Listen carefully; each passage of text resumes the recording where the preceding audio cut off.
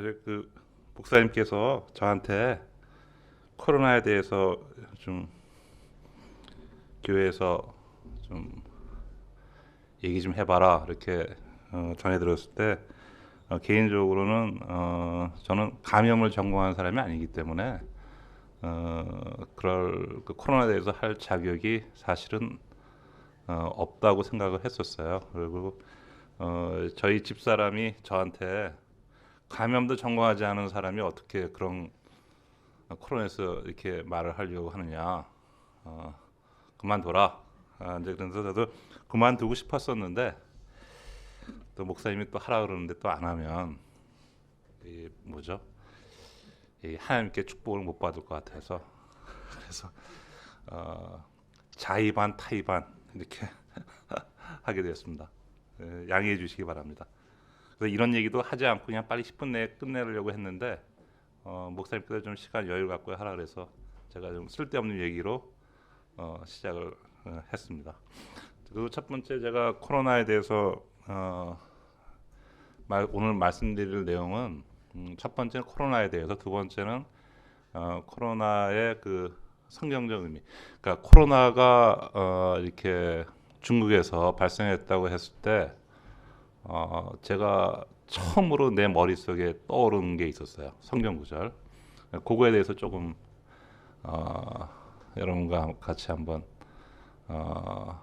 생각을 같이 한번 해보는 시간, 그렇게 두 부분으로 나눠서 말씀드리겠습니다.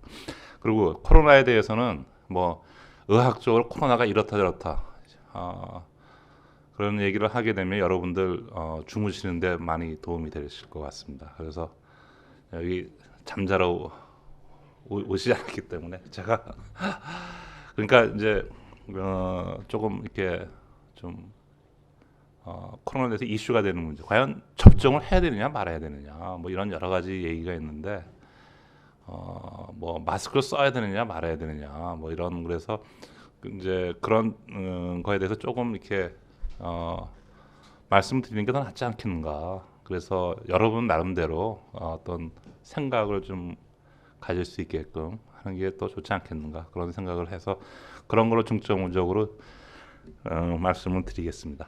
그래서 다음 슬라이드.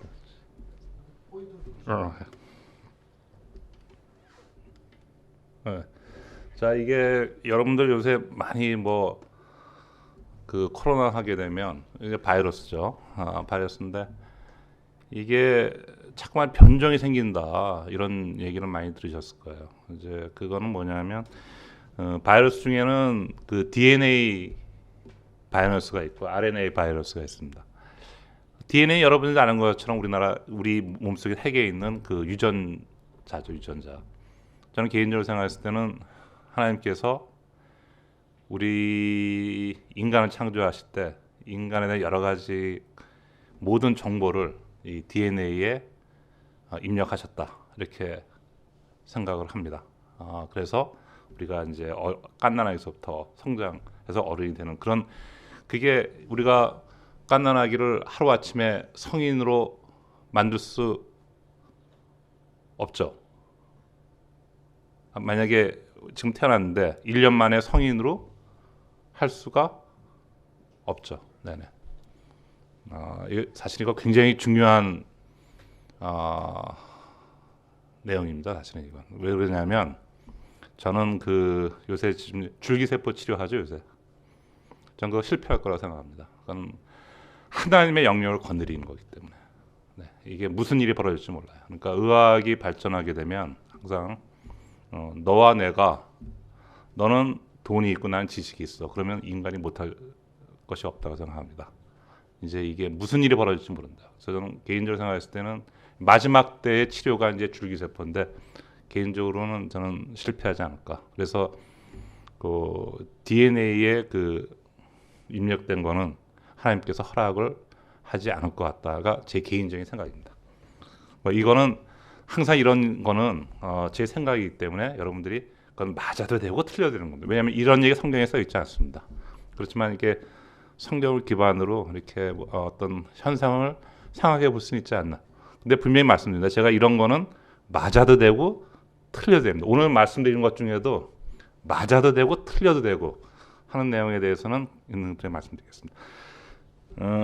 제가 그 미국에서 5년 동안 이제 실험실에서 실험을 했었는데 RNA를 빼게 되면 RNA라고 하는 것이 이 핵에서 정보를 받아서 그 다음에 그것이 뭐 라이보솜이라는 데 가서 거기서 단백질을 만들어내죠. 필요한 단백질을. 그러니까 라이보솜은 아주 잠깐 있는 거예요. RNA가 돼서 그러니까 DNA에서 RNA를 만들어서 단백질을 만든 다음에 파괴가 되는 거죠. 그래서 저도 실험할 때 RNA를 추출하게 되면 바로 그냥 얼음에다 꽉 처박혀 놓죠. 그래도 오래 가지 않습니다. 네, 그래서 자 그런 건 좋은데 이제 문제는 뭐냐면 그렇기 때문에 이게 변종이 잘 돼요. 네, 변종이 잘 됩니다. 또 여러분들 상식적으로 생각할 때 무슨 문제가 있겠어요? RNA 그 백신을 만들게 되면 보관은 어떻게 할 것이냐 이런 문제가 있다고요. 그러니까 백신 만든다고 해서 펑크 내게 되면 어떻게 돼요? 안 오면 어떻게 돼요? 버려야죠. 그렇죠? 네, 그런 문제가 생겼습니다. 그래서 이 변이라고 하는 것은 뭐 델타가 생겼다고 해서 이 뭐 신문에서 뭐 크게 떠들고 요새 뭐 저기 뭐 마이크론 뭐 어쩌고저쩌고 하는데 그거 너무 당연한 겁니다, 사실은요. 네, 오늘 그 얘기를 좀 하고 싶어요. 이거 당연한 거예요, 이거 사실은요. 네, 앞으로도 생길 겁니다. 그리고 우리가 저기 하는 독감 중에 독감도 RNA니까 마찬가지죠. 독감이 어떻게 돼요? 그 전에 신종플루 나왔었잖아요. 신종플루. 네네. 그것이 이제 변종이 된 거죠. 변이가 된 거죠. 근데 단지 신종플루는 변이가 그렇게 많이 된 것이 아니죠. 네네. 그렇게 되게 되면 우리 몸에 익숙하지 않은 외부 것이 들어오게 되면 사람은 심한 감염을 앓게 되죠. 그래서 독감하고는 우리가 인간이 오래 산 지가 오래됐죠. 그러니까 독감은 뭐 괜찮은데 이 코로나는 어떻게 됐습니까? 얼마 안 됐죠. 그러니까 이제 이 난리를 겪고 있는 겁니다. 이게 중요한 거죠. 이 난리를 겪고 있는 건데 결과적으로는 독감하고 비슷하게 시간이 지나면 인간인들 계속해서 감염이 되면 아마 이것이 어느 정도 해결될 것이다. 이렇게 생각이 됩니다. 그래서 그렇다. 자, 이것을 보게 되면 이제 2019년에 이제 처음으로 이제 중국에서 이제 이게 발견됐죠. 그리고 곧 전 세계적으로 이것이 퍼져나갔습니다. 그래서 꼭 알아두실 게 뭐냐면 신종플루가 나왔을 때도 다 알았죠, 사람들이. 그러니까 그 이 바이러스. 그러니까 제가 사실은 여기에 설 수 있는 뭐 조그마한 이유 중에 하나는 소아과를 전공하기 때문에 소아과는 바이러스 유행하고 떠날 수가 없습니다. 그런 면에서는 제가 조금 되는데 어쨌든 이 슬라이드가 어쨌든 것보다도 이런 그 바이러스, 그러니까 코로나 바이러스에 전염되는 거는 막을 수가 없는 거다.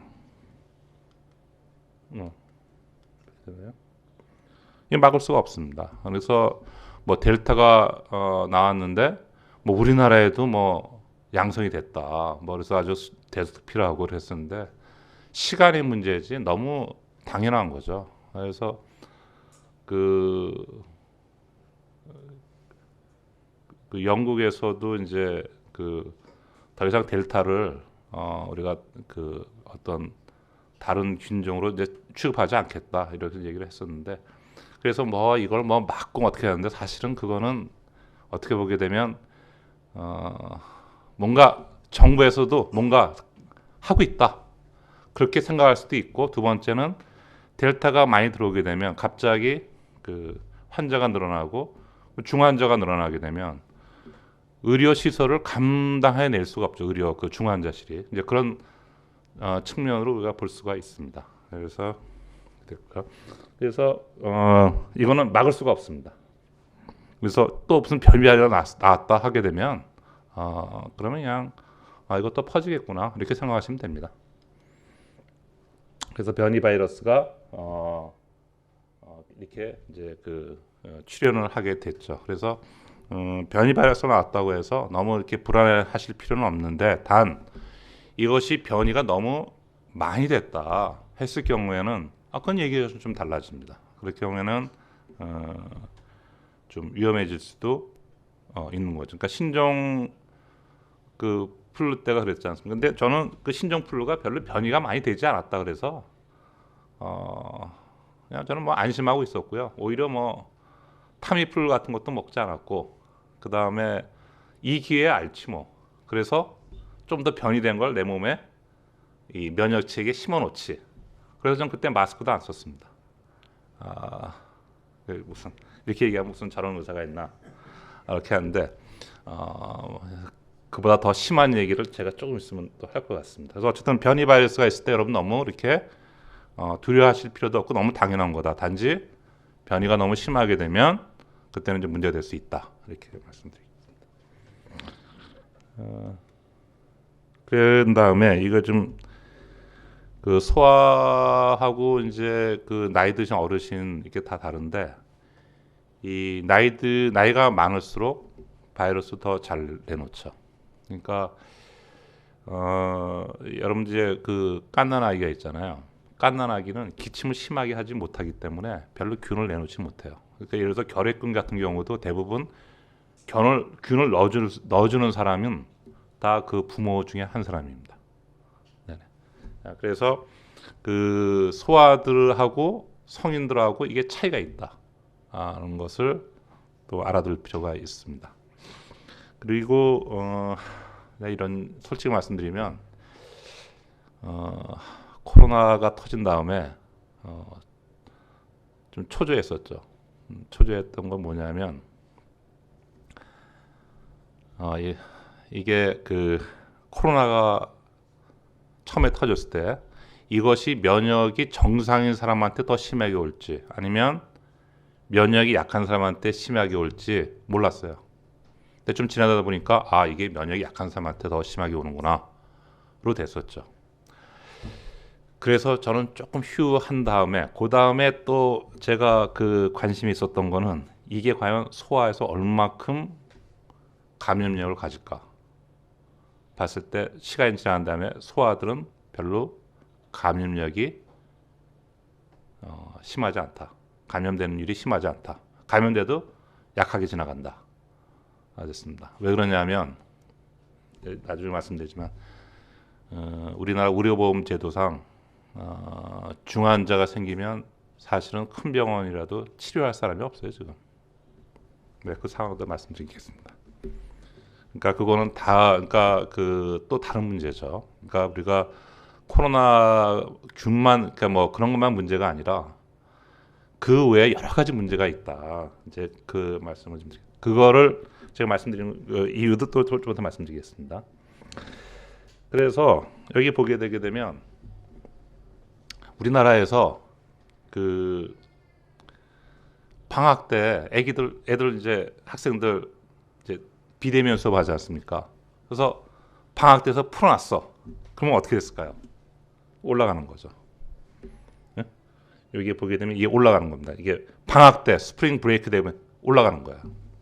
그래서 이게 학생들을 풀어놓게 되게 되면 이 코로나 감염률이 상당히 올라가는 거죠. 그런데 교육부에서는 계속해서 대면 수업을 하겠다. 이게 말이 안 되지 않습니까?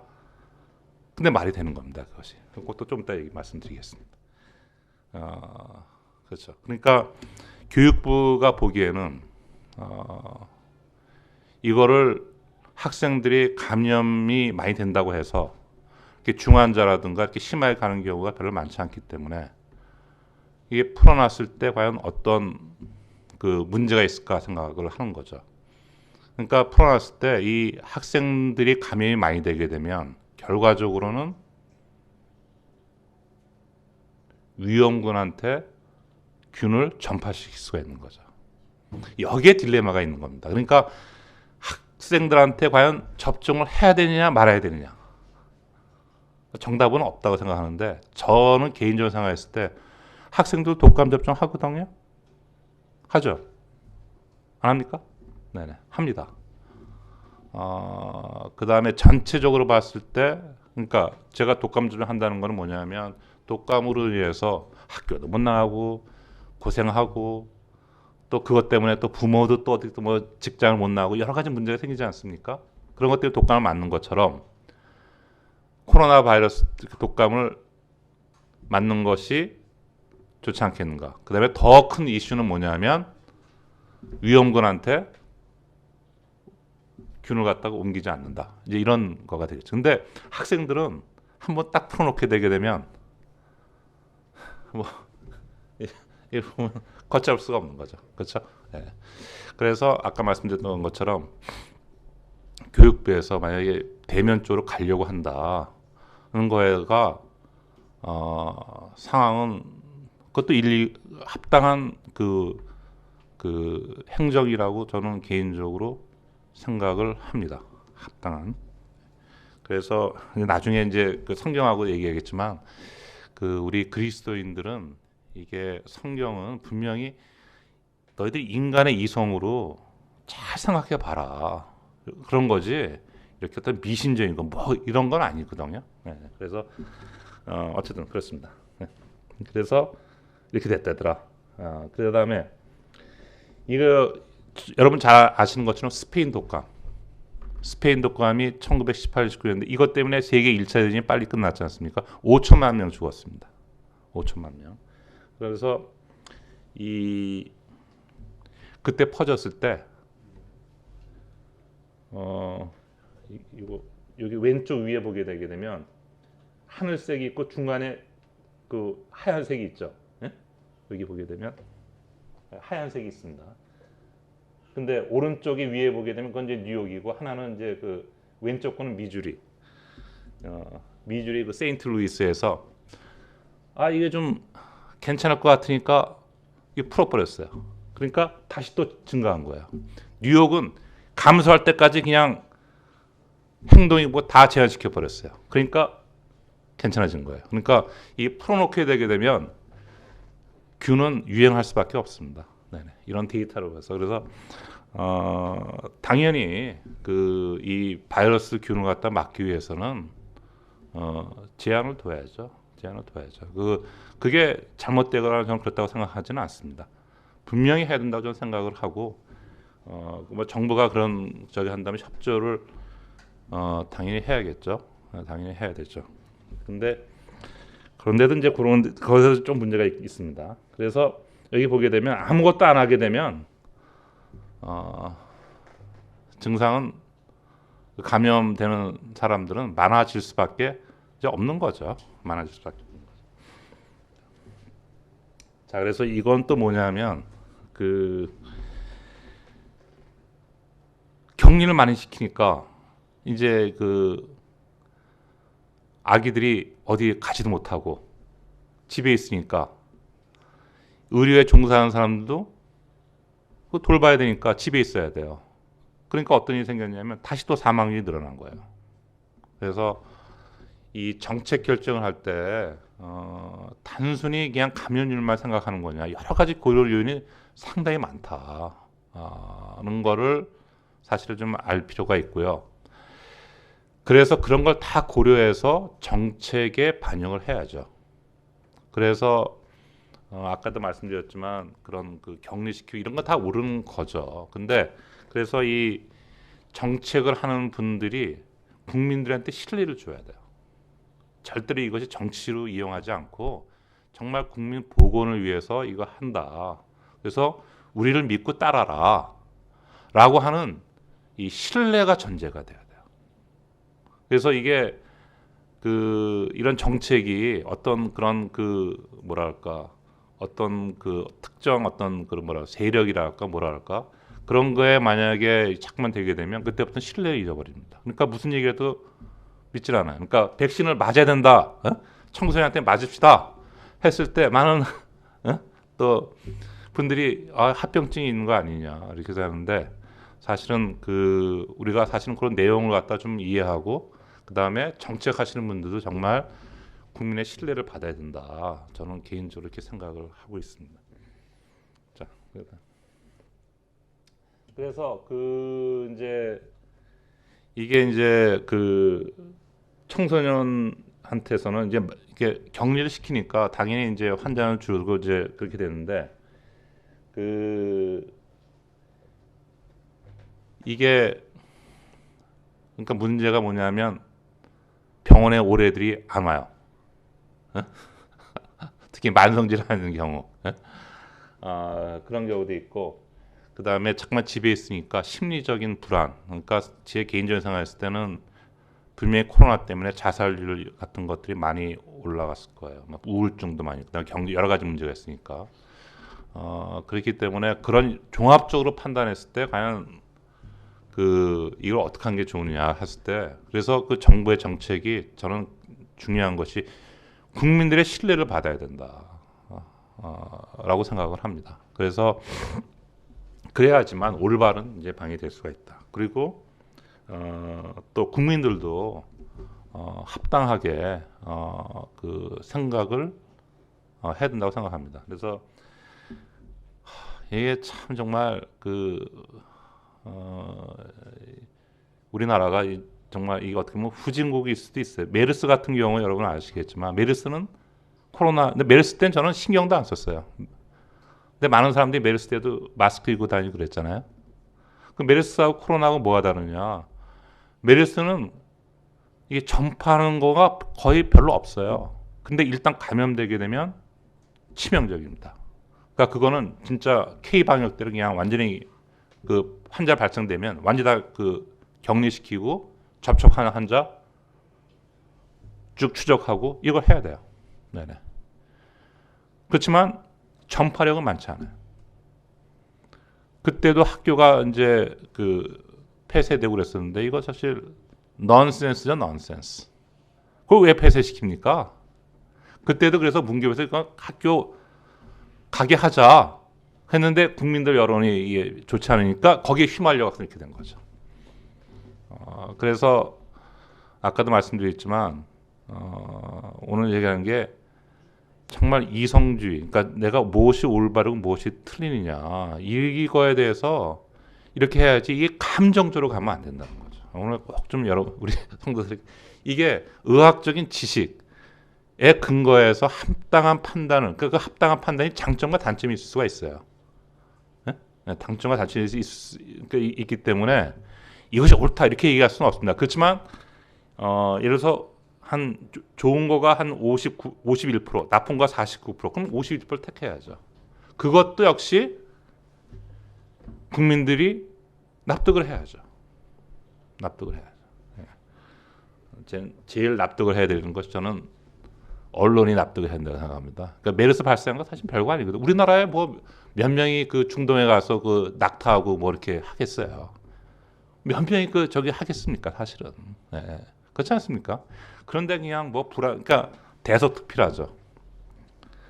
왜냐하면 많은 사람이 봐서 아무리 그 언론이라지만 광고 수입이 들어와야 되니까. 네, 그렇죠? 네, 네. 그렇습니다. 그래서 참 그런 거 볼 때 정말 야 이거 이러는 거 아닌데. 그러니까 그때 그 소고기 파동 때도 마찬가지죠.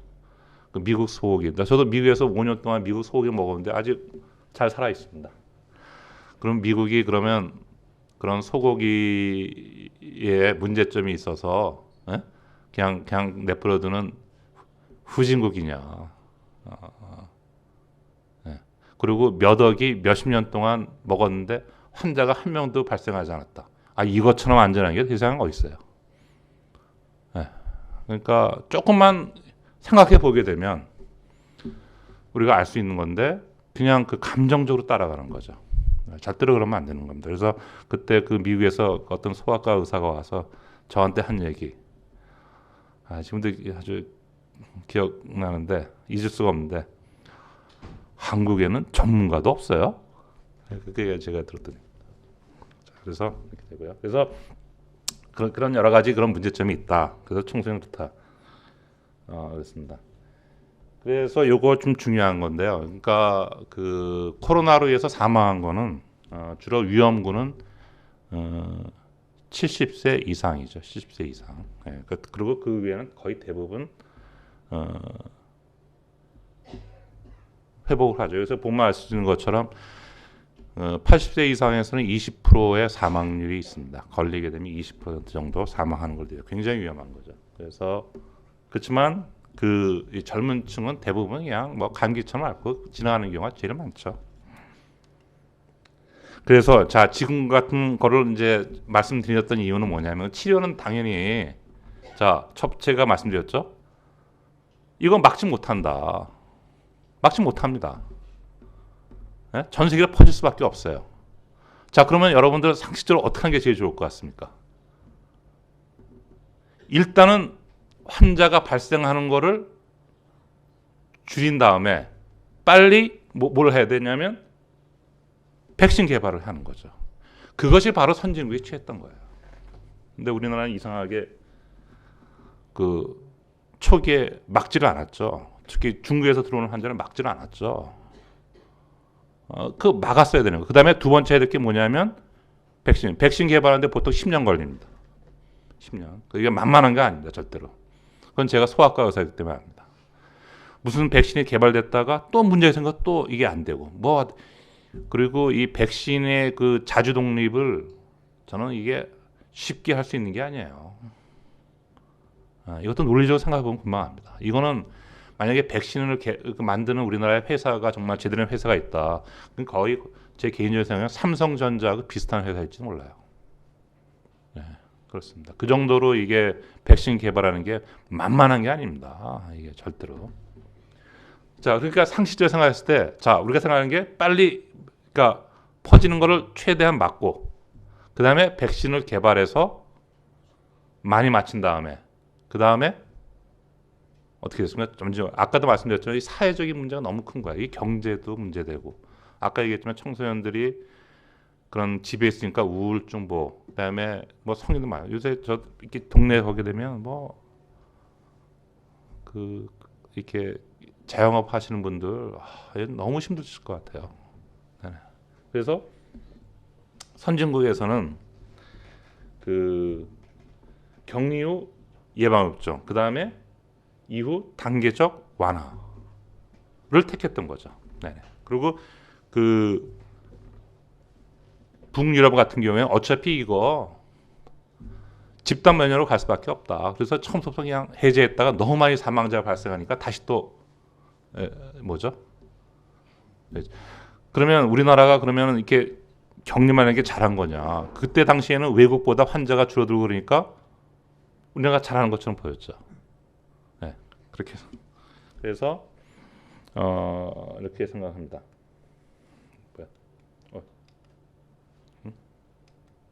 그래서 이제 예방 접종에 대해서 좀 얘기. 예방 접종은 그 젠너가 그 스몰폭스 그거서부터 이제 했죠. 그래서 사릉균을 좀 넣은 다음에 쭉 이제 그런 개발이 이루어져 왔죠. 그래서 어떻게 됐냐면 사릉균 넣으니까 너무 합병증이 많아. 그래갖선 그 병을 일으키는 그 아주 그 톡신이라든가 일부를 넣어서 이 우리 몸에 면역이 생기도록 하는 그런 것들이 이제 쭉 개발됐다가 이제 최근에는 이제 그 RNA를 갖다 넣어서 우리 몸에서 거기에 대해서 항체를 만드는 우리가 좀 코로나 바이러스처럼. 근데 여러분 그 코로나 바이러스 맞으면 좀 많이 아프고 그랬었죠. 그 왜 그러냐면 벡터를 써요. 그러니까 우리 몸에 그러니까 바이러스에다가 그 RNA 그 백신을 갖다 붙이는 거예요. 이걸 붙인다고요.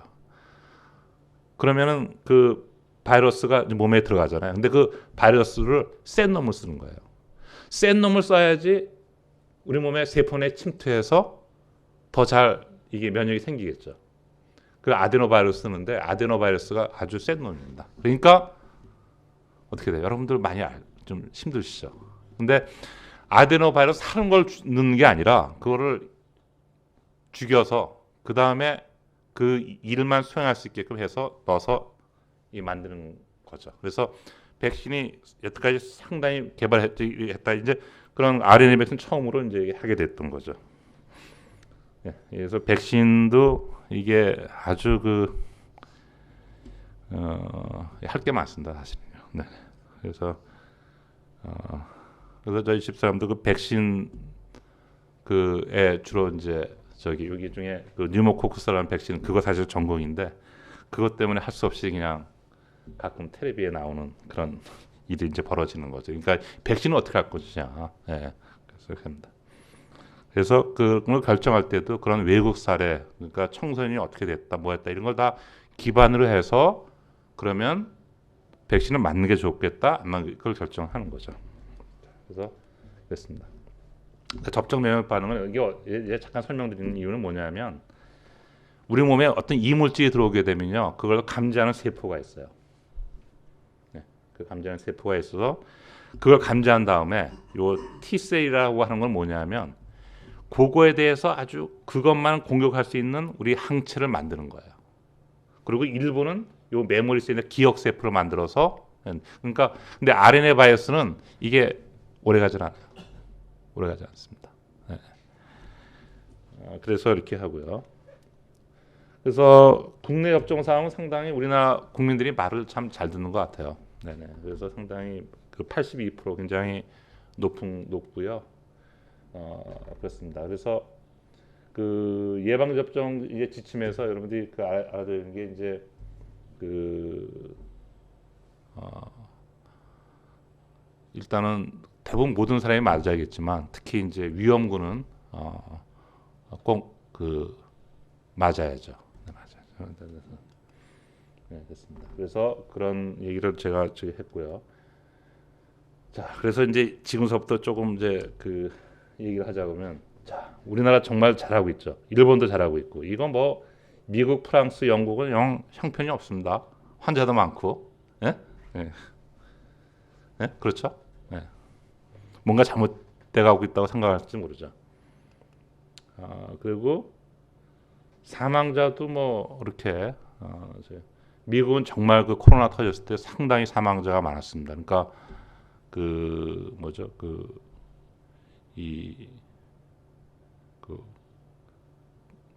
사람 사망하면 그 뭐죠? 이렇게 가서 저기를 사실을 이렇게 태우고 그 이름 뭐죠? 갑자기 화장 거기 가서 이게 안 되는 거예요 이게요. 너무 많이 사망해서 그렇게까지 미국이 이렇게 됐습니다. 그래서 굉장히 저기하고 있고요. 그 다음에 이 최근 치료니까 발생 기준도 이게 한국이 다른 나라에 비해서 굉장히 상당히 이제 적죠. 이거 잘하고 있는 건가요? 네. 3차 예방 접종도 상당히 이제 저기하고. 그래서 이거 제가 이런 얘기를 이게 이제 다른 유튜브 안 나가서 하는데 제가 나온 의과대학의 이제 카톡방이 있는데 거기서는 예방접종 맞으면 완전히 뭔가 미개한 사람처럼 이렇게 하고 있거든요. 그 잘못된 것처럼 예방접종 맞는 것이 그 나름대로 논리가 있습니다. 논리가 있는데 그것도 그런 논리가 있고 그렇습니다. 근데 아까 말씀드렸던 것처럼 예방접종에 이런 거는 각국에서 나온 데이터가 다 있거든요. 그것이 물론 완벽할 수는 없지만 인원수가 많게 되게 되면 그래도 어느 정도 신뢰를 둘 수가 있어요. 보통은요. 네, 그렇다고 한다면 접종은 효과가 있다는 걸로 봐야 되는 겁니다. 사실. 네, 저는 그렇게 생각합니다. 그것이 그러니까 이게 합당한 결정을 내려야 되는데 우리 기독교 저기 중에 너무 좀 이렇게 그런 것 같다가 어떤 이유로 해서 이렇게 하는데 제가 그 이유도 말씀드릴 수가 있는데 너무 시간이 없어요. 근데 어쨌든 결론적으로 이렇게 되는 그 다음에 이게 의사들마다도 다 이 차이가 있을 수가 있어요. 근데 의사 중에 이제 이 임상을 하지 않고 환자 치료하지 않고 이제 기초를 하시는 분들이 계세요. 그분들은 너무 논리적으로 생각하는 거예요. 근데 실제로 임상에서 어떻게 하느냐 그걸 데이터를 가지고 접종의 여부를 갖다 결정을 짓는 거죠. 그렇기 때문에 접종은 해야 된다고 생각합니다. 그거는 저희 집사람하고 되겠는데 그건 저희 집사람 편입니다. 저는. 네. 그래서 효과는 뚜렷한 것을 분석된다. 이거 그래서 정부의 그 시체, 정부가 국민들의 신뢰를 얻어야 되는 겁니다. 사실은. 예, 된다. 자, 그래서 여러분들 그 접종 맞고 무슨 뭐 문제 생겼다 많이 듣지 않습니까? 불안하잖아요. 예? 예, 내가 항상 하는 얘기. 고속도로, 경부고속도로에서 만들었습니다. 여기 교통사고 납니까 안 납니까? 경부고속도로에서 사망하는 1년에 사망하는 사람하고 코로나 때문에 사망하는 사람하고 저는 개인적으로 생각했을 때 경부고속도로가 훨씬 더 많이 사망해요. 그럼 경부고속도로 그럼 폐쇄시켜요? 예? 예. 그러니까 이거는 미디어도 그렇고, 그러니까 이런 그 뭐죠, 방송이라든가 뉴스 전하는 데도 그렇고, 그 다음에 정보도 그렇고, 이게 국민들도 그렇고, 이게 올바른, 그러니까 이 논리적으로 이성적으로 이걸 판단을 해야지, 이걸 그냥 어떤 것에서 감정적으로 판단한다고 하는 거는 이건 저는 상당히 문제가 있다고 생각합니다. 그래서 고속도로, 여러분 고속도로에서 사망자가 있지만 고속도로 를 계속해서 사용하십시오. 요새 고속도로 사용 못하게 하게 되면 귀에 못 오는 분들 많을 거예요. 네, 네. 여러분 목숨 걸고 여기 오셨지 않습니까? 네, 그러니까 우리가 합당하게 생각할 필요가 있다. 그렇게 생각합니다.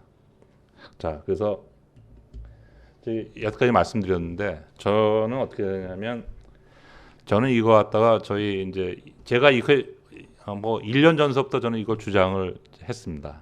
그러니까 또 말씀드리지만 다양한 의견이 있을 수가 있어요. 예? 여러분, 그러니까 저는 이런 그 사실에 입각해서 제 의견은 뭐냐? 그러니까 고위험군에 다 접종을 한 다음에, 예? 그 다음에 저는 중환자실을 많이 늘려야 된다. 중환자실. 그 다음에 접종하고 중환자실 만든 다음에 그 다음에 풀자. 그러니까 확진수가 얼마큼 있다. 난 그 의미가 없다고 생각합니다. 그러니까 최근에 뉴스에서 우리나라도 이제는 중환자로 이렇게 그걸 고려 그게 기준을 하겠다고 얘기하는데 저는 이거 터지고 난 다음에 얼마 지나서 항상 얘기했던 거예요. 저기 그 증명해 주실 분도 저기 두 분 계시고요. 제가 항상 그렇게 얘기했었습니다. 그러니까 K 방역으로 될 수 있는 문제는 아니다. 이거는 예방 접종을 해야 되는 거고, 그 다음에 지금 그러니까 벌써 했었어야 되는데 방송에서는 뭘 했었어야 되느냐? 그러면 이렇게 풀게 되게 되면 어차피 고위험군에서 사망자가 늘어나니까 고위험군이 좀 연명이 좀 짧아지는 거죠. 그거에 대해서 국민적인 합의를 했었어야 된다. 그러니까 그런 토론회라든가 이런 걸 통해서 지금도 사실 별로 없는 것 같은데 사실 저는 했었어야 된다고 생각합니다. 이거를 그리고 어느 정도 풀었어야 된다. 그래서 너무 많이 풀어서 중환자가 많이 늘어난다. 저는 그래서 그거 갖다 중환자로 생각했던 거죠. 중환자 생각했던 거죠. 그래서 그리고 저는 3차 접종을 맞고 난 다음에 빨리 제가 알아야죠. 그 왜 그러냐면 자연 면역이 여러분 뉴스에 들었죠. 훨씬 더 효과가 좋다고. 이건 너무 당연한 겁니다. 그러니까 홍역이 80년대까지만 해도 3년마다 계속 유행했어요. 이제 그러다가 90년대도 유행했었는데 그때는 무슨 일이 발생했냐면 그때는 이제 우리나라가 좀 잘 살아지고 그러니까 그런 환경도 좋아지고 그러니까 홍역 감염이 떨어지면서 6세 이상만 홍역에 걸린 거예요. 그러니까 그게 뭐냐면 예방 접종으로 이게 6년밖에 못 가는구나. 그때 한 거예요. 그래서 이제 4세에서 6세에 홍역 접종을 다시 한번 맞게 됐어요. 그것 때문에 다시 맞게 된 겁니다. 그래서 제가 항상 우리 집사람한테 내가 접종 맞았으니까 빨리 좀 이거 알아야 될 텐데. 왜냐하면 자연 면역이 돼야지. 그리고 내가 자연 면역이 돼야지. 아까 그 전에 제가 신종플루를 갖다가 내가 일부러 알아야겠다. 뭐 이거 별것도 아닌데. 그래야지 변종이 나와도 어느 정도 교차 반응이 있으니까 내가 나를 갖다가 더 좋은 거다. 왜냐하면 나도 좀 나이가 있기 때문에 더 늙어서 앓게 되게 되면 위험도가 더 높아지는 거 아니에요. 그러니까 하루라도 빨리 나는 자연 면역이 되고 싶다. 근데 이런 얘기를 하게 되면 제가 아마 거의 정신병자 취급을 받았을 거예요. 저 사람은 의사가 아니라 사람을 죽이는 사람 아니냐, 뭐 이런 오해를 받았을지. 근데 전 지금도 그렇게 생각합니다. 접종 맞았을 때 효과 있을 때 그때 알아야 된다. 이렇게 생각합니다. 자, 그런데 이제 문제가 있습니다. 이게 뚱딴지 같은 얘기인데, 우리나라 5대 종합병원의 전공이 모집, 이거 5대 종합병원이니까 그래도 여기는 잘 채운 거예요. 네. 요새는 이제 SNS가 개발돼 갖고서 소아과는 하도 안 하려고 그러니까 이렇게 한 병원으로 몰아가자. 왜 그러냐면 그래야지만 당직도 좀 덜 하고, 이게 만약에 10명 뽑는데 둘 가게 되면 이거 뭐 맨날 당직하다가, 그래서 제가 그랬어요. 10명 뽑는데 2명 왔다. 그건 모집 한 명도 안 한 거나 마찬가지다라고 생각했어요. 왜 그러냐면 좀 하다 다 그만둘 텐데. 이런 생각했습니다. 자, 그래서 이게 지금 여러분들 의료 이렇게 봤지만 뭐 못도 공짜로 해줘, 못도 공짜로 해줘, 다 그거잖아요 지금요. 네? 근데 사람한테는 투자 안 했어요. 결과입니다 이거. 그래도 내과는 그래도 괜찮은데 내과의 한 병원이 아마 좀 미달일 거예요. 이게 지방 가게 되면 형편없을 겁니다. 그러니까 우리나라의 무슨 도에서 소아과 지원자가 한 명도 없었어요. 거기서 가장 큰 그 대학병원이. 그러면 소아과 중환자 한 명이 만약에 발생했다. 그러면 거기 교수들이 돌아가면서 당직선에서 봐야 될 거 아닙니까? 그럼 거의 올스톱입니다. 네네. 그래서 저 같으면은 중환자실을 많이 만들어 놓고 개원하신 분한테 돈을 주고 그분들한테 그러니까 보상을 해주고 그분들이 전공의처럼 일하게 어떤 시스템을 만들었으면 되지 않았을까 하는 그냥 제 생각. 이것도 뭐 힘들긴 하겠지만 아니면 강제적으로라도 한다든가 아마 그런 거를 요청하게 되면 아마 우리 그 의사들도 기꺼이 그런 걸 응했을지 모르겠습니다. 어쨌든 상황은 이렇습니다. 참 이게 그러니까 제가 전 그걸 걱정했던 거죠. 네네네. 그러니까 의료 인력의 한계가 오는 거예요. 한계가. 왔었죠 한번 이렇게 저기 했대요. 네. 그렇습니다. 그래서 이제 전체적으로 놓고 보게 되면 아까도 말씀드렸던 것처럼 영국이라든가 미국에 환자가 많이 발생했다. 이거 뭐야? 그 사람들은 어느 정도 격리를 갖다 그렇게 심하게 하지 않아서 집단 면역으로 간 거예요. 집단 면역으로 간 겁니다. 사실은요. 어떻게 보게 되면 더 합리적으로 했다고도 볼 수도 있죠. 그래서 이거 정했고요. 그래서 이제 그러니까 영국이 얼마 전에 이제 우리는 더 이상 뭐 마스크 알아서 실내에서 알아서 해라. 미국 2월 때쯤에 야 이거 그냥 감기처럼 그냥 취급하겠다. 그거는 왜 그러냐면 그렇게 했기 때문에. 근데 아까 일본 같은 경우는 어떻게 했어요? 별로 없었잖아요. 그러니까 어떻게 돼요? 전번에 그 올림픽 그때 일본 한참 많았죠. 그러다가 줄어들다가 여기서 다시 많아지죠. 네? 네. 많아졌다가 적어졌다, 많아졌다 적었다 하면서 이제 없어지는 겁니다. 없어지는 겁니다. 그러니까 우리나라가 과연 그러면 이렇게 K 방역 이게 잘한 거냐? 이거 한번 생각해봐야 될 문제입니다.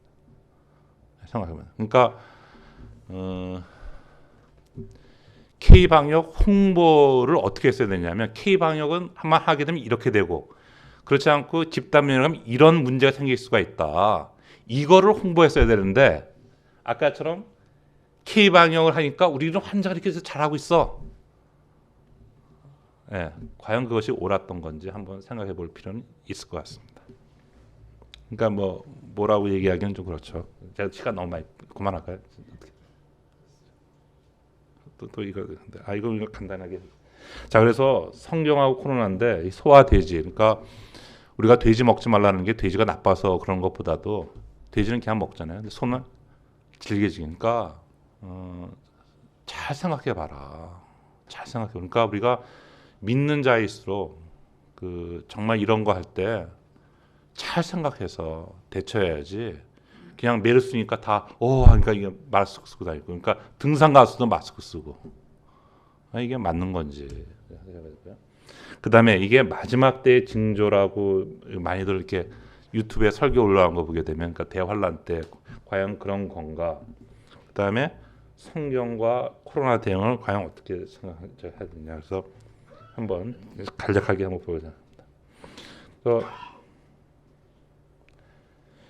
성경은 성경과 과학인데, 과학은 이제 이성주의죠. 이성주의. 그래서 이성주의라는 것은 이렇게 하나하나 이렇게 논리적으로 따져봐라. 그런 겁니다.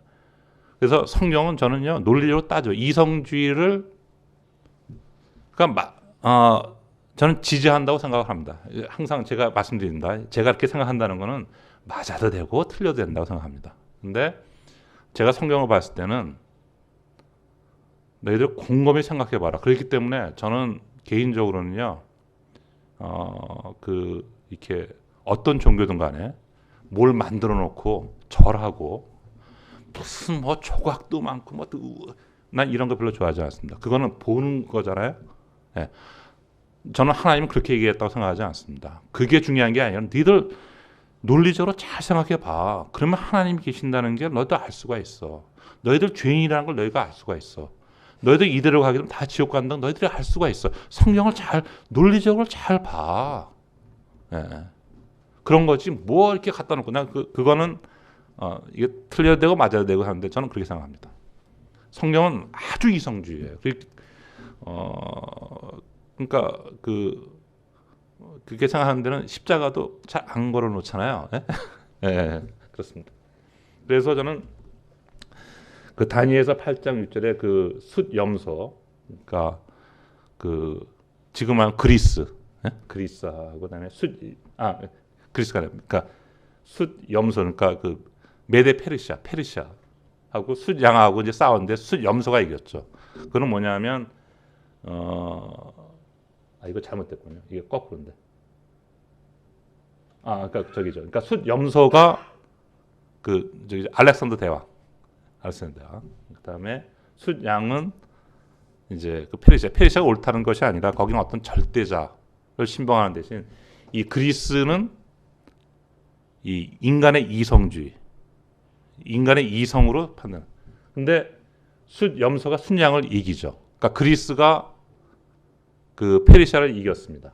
그래서 그리스의 그런 모든 사상이 사실은 로마로 오게 되죠. 이건 다른 것처럼. 그러니까 로마는 사실은 그 사상의 뼈대는 그리스에서 오는 거죠. 그래서 이 콘스탄티누스 그 대제가 이 비잔티움 제국을 이제 세우죠. 그래서 저는 그 세계 역사의 요약은 그 창세기 9장 27절, 그러니까 야벳을 그 셈 아래에서 장막 아래에서 크게 하겠다, 이렇게 얘기했는데 여러분 저는 이제 혹시나 시간이 되면 이 예수님 이후의 세계 역사가 어떻게 지내 이런 걸 한번 좀 이렇게 좀 한번 글로 써보고 싶은 생각이 있는데 그 누구죠? 징기스칸. 그 우연히 그 사람이 그 동유럽까지 쳐들어왔다고 생각을 저는 하지 않고, 왜 그랬을까? 왜 하나님은 징기스칸을 이렇게 하도록 허락했을까? 근데 재밌는 거는 헝가리 이제 하고 이제 오스트리아 합수가 완전히 이제 치려고 할 때 칸이 죽었죠. 칸이 죽었습니다. 그러니까 다 돌아갔어요. 근데 그 이유가 저는 그 이유는 확실하다고 생각합니다. 왜냐하면 저 창세기에 나와 있는 것처럼 그 복음은 야벳, 로마, 유럽으로 가야 되죠.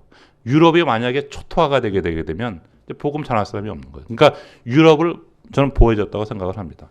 그러니까 그 콘스탄티누스 비잔티움 제국은 뭐냐면 그 이슬람 세력이 오는 것 갖다가 막은 것이 저는 비잔티움 제국이라고 생각합니다. 그리고 유럽이 강해졌을 때, 언제 더 강해졌을 때 비잔티움 제국은 오스만 터키에 의해서 망하게 되죠. 네, 망하게 됩니다. 그리고 그래도 그 오스만 그 터키가 그 이제 하고 유럽하고 한번 붙었죠. 그 레판트 해전에서 거기서 유럽이 이기죠. 그렇지만 오스만 제국이 아주 거기 그 강력한 그 국가를 형성했기 때문에 결과적으로 콜럼버스가 배를 타고 미국 대륙을 발견하게 이제 되는 거죠. 그리고 이제 그 복음이 계속해서 우리한테까지 전해오게 됐다. 이렇게 이제 생각을 합니다. 그래서 그건 뭐냐면 결과적으로 그 그리스 사상, 이 로마로 갔다가 그것이 전 세계로 퍼지는 그런 과정이 아니었나. 그래서 이 콘스탄티누스 제제가 이제 수도를 옮기잖아요. 지금의 그 이스탄불로. 예? 그러면서 이제 기독교라기보다도 뭐 어쨌든 그걸 이제 받아들이지 않습니까? 그러면서 인간의 이성주의가 마비가 됐어요. 왜냐하면 이게 그냥 저는 그건 아니라고 생각하거든요. 인간의 이성이 마비된 거예요. 그러다가 다시 또 인간의 이성이 이제 온 것이 그 르네상스예요. 르네상스.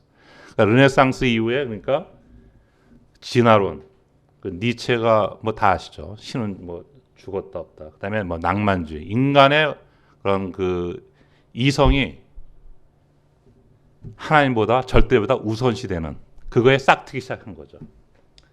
그래서 이제 그 디모데전서 6장 20절을 보게 되면 거짓되게 과학이라 불리는 그것을 너는 피하라 이렇게 되겠는데, 그래서 저는 사도행전 17장이 그 이 역사의 전환점이라고 생각을 해요. 그러니까 사도행전 17장에 베레아 사람들 이성주의 따져봤어요. 하나님이 있는지. 하나님 계시는구나. 그리고 또 한 부류가 있죠. 당대 최고의, 지금으로 봤더니 뭐 미국의 뭐 하버드 대학교 뭐 교수 정도 되는 그 사람들이 어디요? 아테네죠, 아테네. 그래서 사도 바울이 아테네 가서 연설하잖아요. 근데 아테네 사람들은 받아들이지 않아요. 가장 이성주의였던 아테네 사람들은 받아들이지 않습니다. 그러니까 베레아 사람들은 받아들였고 아테네 사람들은 받아들이지 않았습니다. 그렇게 돼서 그렇죠. 그래서 그 이성주의라는 게 이성을 갖고 하나님을 발견할 수도 있고 이성을 갖고 하나님을 부정할 수도 있다는 거죠. 지금은 이 부정하는 인본주의가 전 세계를 휩쓰는 거 아닌가 이렇게 생각을 해봅니다. 그래서 저는 이제 처음 다시 돌아가서 제가 제일 처음 이 코로나 터졌을 때 제일 먼저 생각했던 게 뭐냐면 데살로니가 전서 5장 2절이었어요. 저는 지금도 기억나. 이거 하니까 평화와 안정을 얘기할 때 온다. 그랬을 때 저는 그걸 읽고 난 다음에 내 머릿속에 들어가 있었어요. 그리고 평화와 안정 도대체 저게 무슨 얘기야 도대체? 에? 저게 뭐야 도대체? 그래서 코로나가 딱 터지면서 이게 코로나가 터져서 상당히 이 세상이 불안하다가 이게 코로나가 극복이 되면서 안정이 오는 거 아닐까. 이제 그 생각을 했던 거예요. 그러니까 이건 맞을 수도 있고 틀릴 수도 있고. 예. 제가 항상 얘기하지만 이런 거는 맞아도 되고 틀려도 되고 그렇습니다. 그러니까 제 생각을 얘기하는데 내가 성경을 기반으로 해서.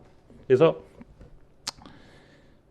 지금 세계적으로 문제되는 게 이란 핵 문제. 이란 핵 문제. 이게 아주 그 문제되고 미국과 중국의 패권 전쟁.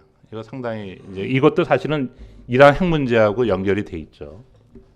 저는 미국이 이길 거라 생각을 하는데 이게 성경적으로 봤을 때 그런 거 말고 러시아와 유럽도 중요하죠. 왜냐하면 러시아도 중요해요. 왜냐하면 나중에 그 여러분 아시는 것처럼 그 러시아가 쳐들어오잖아요. 저기 이스라엘. 그다음에 북한 핵도 조금 들어갈 수 있을 것 같습니다. 그다음에 분명히 저는 극심한 경제 침체가 올 것 같아요. 지금 봐서는요. 그다음에 코로나가 극복. 그러니까 이제 코로나 치료도 나오고 그렇게 됐습니다. 그래서 저는 뭐냐면 이게 바로 어떻게 보게 되면 지금 한 점으로 좀 가고 있는 거 아닌가. 한 점으로. 그러니까 코로나 경제 침체 이게 더 극복되고 뭐 이런 것이 하나로 가는 거 아니냐. 그런 생각을 한번 해봤습니다. 저는 그래서 평화와 안정이 뭐야 도대체 그랬을 때. 근데 최대 평화의 걸림돌은 이제 성전이에요. 성전에서 이제 보게 되면 이제 다니엘서 9장 27에 보게 되면 그 적그리스도가 7년 평화 조약을 이제 맺죠. 7년 평화 조약을 맺습니다. 그런데 그 7년 평화 조약의 그 모델이 1999년에 있어서 2000년에 그 모델이 있었죠. 이게 이제 그 유튜브를 그때 당시 대통령이 클린턴이었어. 클린턴. 네. 근데 클린턴이 계시록 11장 2절에 있는 말씀을 그대로 얘기를 합니다. 그러니까 그 협상을 보면 되는데 이거 보면 돼요. Best I can do. If you accept them, you accept them. If you don't, they leave office. What I do. Come. God bless you. The Israeli cabinet soon accepted the Clinton parameters, as long as the Palestinians would as well. But secretly, they would hand over a long list of reservations. Arafat, too, was asking for clarifications. Clinton summoned him to the White House and demanded a final answer. Arafat says, he says some good words. He says, I accept it in principle. But as is the case with Barak, I am sure, there's some issues I have reservations with. And as in any negotiation, Barak and I should be able to talk about them. Arafat's reservations centered on the compromise Clinton had devised for the Haram Temple Mount. So I propose that the Palestinians have sovereignty over the top of the Temple Mount, and the Israelis have sovereignty over the Western Wall and the holy space of which it was a part, which would give them, in effect, the bottom of the Temple Mount, where the ruins of the temples of Solomon and Herod were. They have this. 예, 됐습니다. 이거 이제 그만 됐습니다. The Haram Sharif, and we have the control over the Haram Sharif. Who can accept this? And the president was extraordinarily disappointed. 저 ESC. And he said to Chairman Arafat, 예, 됐습니다. you know, they've always told me that you. 그래서 이제 조금 전에 그거 보게 되면 계시록 11장 2절에 보게 되면 저 바깥들은 측정하지 말아라. 그래서 저는 처음에 그거 때 뭐 아닌 밤에 홍두깨 이거 뭐 이름 뭐 이게 뭐야? 그래서 했는데 나중에 보니까 그러니까 저 바깥들 지금 모스크가 있는데죠. 거기는 측정하지 마. 그건 이방인한테 줬다. 그러니까 3년 반 동안 그 짓밟을 거다. 그러니까 지금 그 성전이 있었던 건 그 모스크가 있었던 데가 아니거든요. 그 통곡의 벽 안쪽. 왜냐하면 거기에 우물이 있기 때문에. 네. 그래서 그거 측정하지 말아라. 그러니까 클린턴이 조금 전에 뭐라 그랬냐면 저 그 모스크 있는 데는 저 팔레스타인 니네가 갖고 이쪽은 이스라엘 줘라. 그런데 그거 갖다가 누가 깼냐면 아라파트가 깼죠. 왜냐하면 아라파트는 그거 하는 순간 자기는 암살당할 거다라고 생각을 했던 거죠. 그러니까 사실은 클린턴이 계시록 11장 2절에 있는 걸 그냥 얘기한 거예요. 그리고 이제 여러분 아시는 것처럼 이 콜린 파월, 그 미국의 국무장관에도 콜린 파월이 그 뭐죠? 그 한번 그런 얘기. 내가 어저께 그걸 찾으려고 그랬었는데 그걸 못 찾았는데 어쨌든 이스라엘 팔레스타인하고 7일, 7주 어쨌든 싸움을 하지 말아라. 평화를 하라. 그러니까 그래서 내가 속으로 그 7일 7주가 아니라 7년이다. 7년. 예? 7년 동안 이제 서로 적대행위 중지.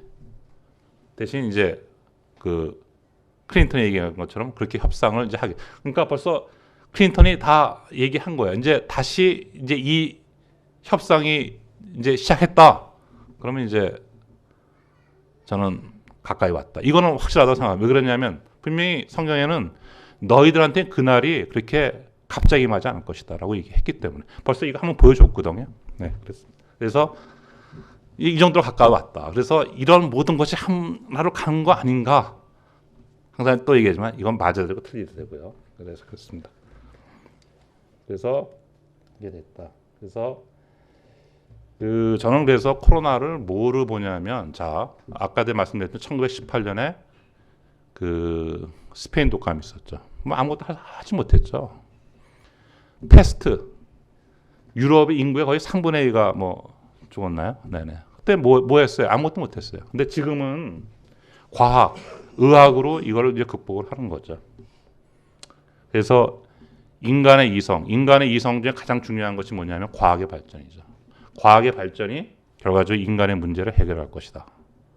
그런 그 경제도 이제 해결되고 그런 거에 그 코로나의 의미가 있지 않겠는가. 그러니까 제가 유튜브에서 보니까 코로나를 갖다 대환란 때 그런 그 질병 이런 거를 많이 얘기하시는데 저는 뭐 그건 물론 그렇죠. 우리가 충분히 그런 것 그 코로나보다 더한 게 오겠죠. 네네네. 그래서 그 코로나에서 극복이 되면서 그러니까 백신도 나오고 치료제도 나오고 그러면서 인간에 의해서 처음으로 이런 질병이 극복되는 그러니까 인간 이성으로 우리의 그 문제를 해결했다 하는 그러한 안정과 그러니까 평화와 안전 시대가 오지 않겠나 하는 그 저는 개인적으로 생각을 해봤습니다. 맞을 수도 있고 틀릴 수도 있고. 네, 이게 제 마지막 네, 감사합니다. 너무 오랫동안 들어주셔서 감사의 말씀을 드립니다. 감사합니다.